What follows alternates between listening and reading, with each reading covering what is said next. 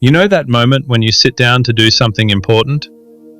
Maybe study, maybe work, maybe start that project you've been delaying for weeks. You open your laptop, you take a deep breath, and then, somehow, you end up scrolling. Just one short video, then another one, then another. 40 minutes later, you look up, and suddenly you feel this strange mix of guilt, frustration, and exhaustion. You think to yourself, why am I like this? Why can't I just focus? But here's the truth most people never tell you. You're not lazy. Your brain is addicted to something called cheap dopamine. And once you understand how this works, everything about your motivation, your focus, and your habits starts to make a lot more sense. Dopamine is often called the motivation chemical. Every time you do something enjoyable, your brain releases dopamine. Eating good food, watching something entertaining, winning a game, getting a notification. Your brain releases dopamine to say, this feels good, do it again. But today, things are different. Because now, dopamine is everywhere. And most of it is cheap. Cheap dopamine is the kind of stimulation that gives you a quick reward with almost no effort. Scrolling through endless videos, checking your phone every few minutes, jumping from one app to another. Each one gives you a tiny hit of pleasure. It feels harmless. But over time, your brain starts expecting these constant rewards. And that's when the real problem begins. Because suddenly, normal life starts to feel boring.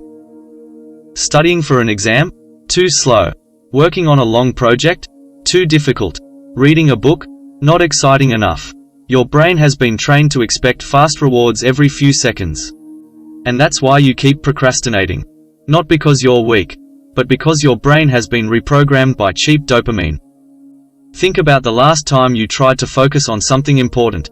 Maybe you lasted 10 minutes. Then suddenly, you felt this urge to check your phone. No real reason.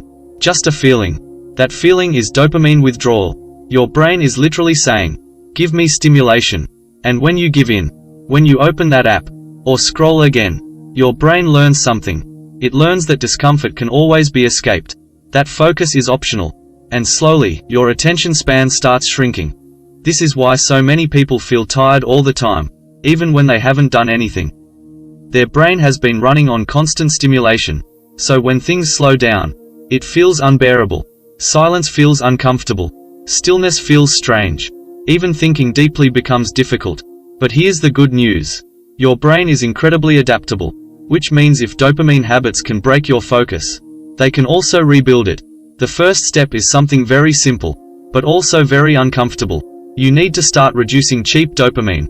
Not completely, but intentionally. For example, instead of grabbing your phone the moment you wake up, give yourself 30 minutes of quiet. No scrolling, no notifications. Just wake up slowly. Your brain needs time to reset.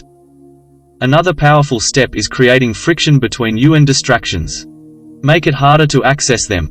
Put your phone in another room when you're working. Turn off unnecessary notifications. Delete apps that steal your time. At first, it will feel strange. You'll reach for your phone automatically. But after a few days, something interesting starts happening. Your brain becomes calmer. The next step is rebuilding healthy dopamine. Not the cheap kind, but the kind that comes from effort and progress. Things like working out, learning something new, finishing a task you've been avoiding. These activities don't give instant pleasure, but they create something better. A deeper sense of satisfaction. The kind that lasts longer than a 10-second video. There's also something important most people forget. Your brain loves progress. Not perfection. Progress. You don't need to suddenly become the most disciplined person in the world. You just need small wins. Study for 20 minutes. Clean one part of your room. Read 2 pages. Tiny actions like this slowly retrain your brain to enjoy effort again. And once that happens, motivation starts coming back. But the biggest change is mental. You stop fighting yourself. Instead of saying, why am I so lazy? You start asking, what is my brain being trained to expect? That question